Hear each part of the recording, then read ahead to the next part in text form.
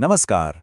आज की सुर्खियों में ना कुछ चीजें हैं जो पहली नजर में बिल्कुल अलग लगती हैं, लेकिन यकीन मानिए इनके बीच एक गहरा कनेक्शन है। आज हम इन्हीं डॉट्स को जोड़ने वाले हैं। ब्लू पोर्ट्स, एआई ऑडिटर्स और 1989 का एक पुराना कानून। सुनने में लगता है कि इनका आपस में क्या लेना देना हो सकता है ना? पर असल में ये सब एक ही कहानी के हिस्से हैं। ये कहानी है एक ऐसे देश की जो हर पल बदल रहा है, दुनिया के मंच पर भी और हमारे जीवन को छूने वाले नियमों में भी। तो चलिए इसी कहानी की परतों को खोलते हैं। तो शुरुआत करते हैं दुनिया के मंच से। देखते हैं कि कैसे भारत अंतर्राष्ट्रीय स्तर पर नए रिश्ते बना रहा है और कौन सी नई रणनीतिक चुनौतियां सामने आ रही हैं। ये एक बहुत बड़ी और अच्छी खबर है। देखिए, भारत और यूनाइटेड नेशंस का फूड एंड एग्रीकल्चरल ऑर्गेनाइजेशन यानी FAO मिलकर हमारे मछली पकड़ने वाले बंदरगाहों को पूरी तरह से बदलने वाले हैं। इन्हें ब्लू पोर्ट्स कहा जा रहा है। अब इसका मतलब सिर्फ नई बिल्डिंग्स बनाना नहीं है, बल्कि ऐसी स्मार्ट और इको फ्रेंडली टेक्नोलॉजी लाना है जिससे हमारे मछुआरों को भी फायदा हो और समुद्र को कोई नुकसान ना पहुंचे। और हाँ, ये सिर्फ कोई प्लान नहीं है, काम भी शुरू हो गया है। सबसे पहले 3 जगहों को चुना गया है: दीव में वंकाबारा, पुडुचेरी में कराईकल और गुजरात में जाखो। ये 3 बंदरगाह एक तरह से मॉडल बनेंगे, पूरे देश को दिखाएंगे कि कैसे हम मॉडर्न टेक्नोलॉजी के साथ-साथ पर्यावरण का भी ध्यान रख सकते हैं। अब बात करते हैं वैश्विक मंच पर भारत के बढ़ते कद की। देखिए, यूनिवर्सल पोस्टल यूनियन ये वो संस्था है जो पूरी दुनिया में चिट्ठी पत्री और पार्सल के नियम कानून तय करती है, और भारत को इसमें एक बार फिर से एक बहुत अहम जिम्मेदारी मिली है। मतलब सीधा है, अब ग्लोबल पोस्टल सिस्टम कैसे काम करेगा, इसमें भारत की राय का वजन और भी ज्यादा होगा। और जमीन से उठकर अब आसमान की बात करते हैं। स्पेस में भारत और जापान की पार्टनरशिप अब एक नए लेवल पर जा रही है। पहले तो साथ मिलकर चांद पर मिशन भेजने की प्लानिंग थी, और अब देखिए 2027 में इसरो का भरोसेमंद रॉकेट PSLV जापान की एक सैटेलाइट को लॉन्च करेगा। ये सैटेलाइट स्पेस में कचरे पर नजर रखेगी। ये दिखाता है कि भारत की स्पेस टेक्नोलॉजी पर दुनिया का भरोसा कितना पक्का हो गया है। लेकिन अंतर्राष्ट्रीय रिश्तों में सब कुछ सीधा सीधा नहीं होता। अब चाबहार पोर्ट का मामला देखिए। भारत के लिए ये एक बेहद जरूरी प्रोजेक्ट है। इसके जरिए हम पाकिस्तान को बाईपास करके सीधे सेंट्रल एशिया से जोड़ सकते हैं, और इसमें भारत ने $120 मिलियन से ज्यादा का निवेश भी किया है। पर अब एक पेंच आ गया है।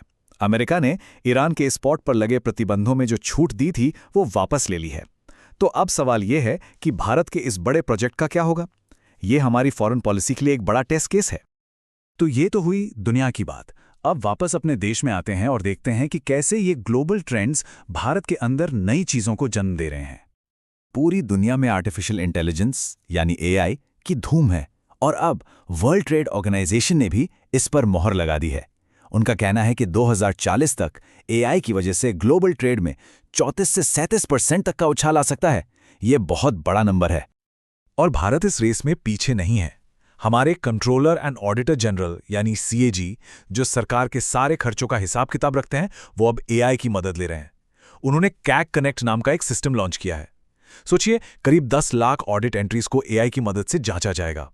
इससे काम न सिर्फ तेज होगा, बल्कि ज्यादा सटीक भी होगा और पारदर्शिता भी बढ़ेगी।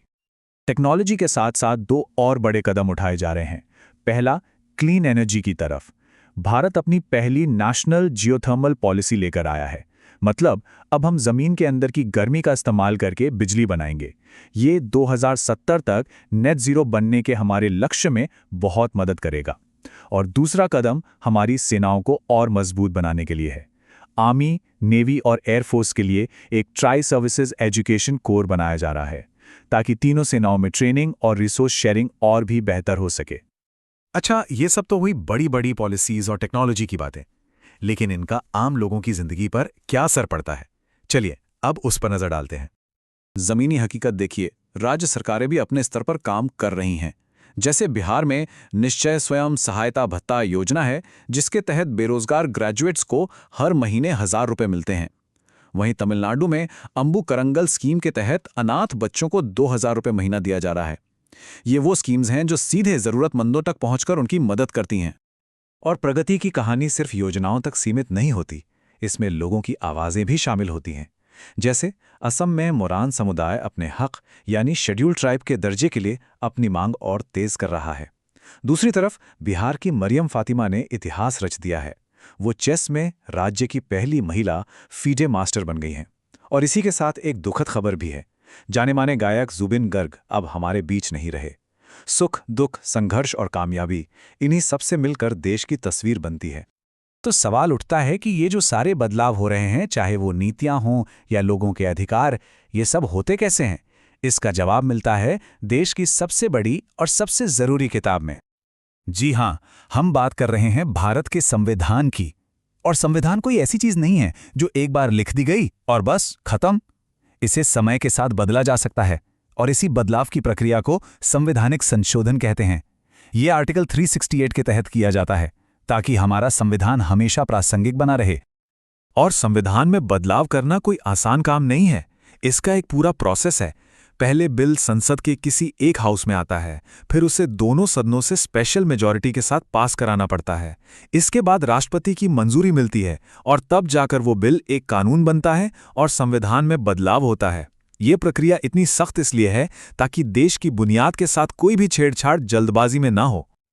और ये संशोधन हमारी जिंदगी पर कितना गहरा असर डालते हैं, इसके कुछ उदाहरण देखिए।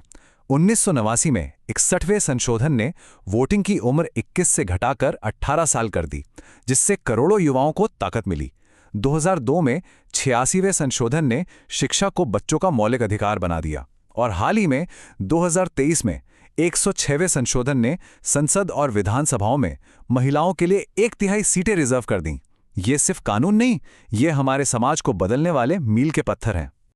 तो वापस आते हैं अपने पहले सवाल पर। इन सब अलग अलग खबरों को जोड़ने वाला वो एक धागा क्या है? देखिए, आज की सारी घटनाएं एक ही तरफ इशारा कर रही हैं। एक ऐसा देश जो अपना भविष्य खुद लिख रहा है।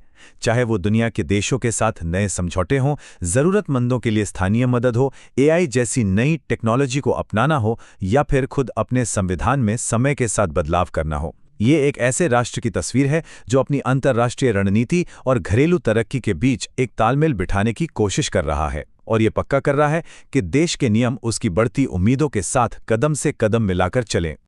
तो जैसे जैसे भारत दुनिया से नए रिश्ते बना रहा है और अपने लिए नए नियम लिख रहा है, एक बड़ा सवाल सोचना जरूरी है। हम ये कैसे पक्का करें कि ये सारी तरक्की, ये सारे बदलाव देश के हर एक नागरिक के लिए एक ज़्यादा खुशहाल और बराबरी वाला भविष्य लेकर आएं?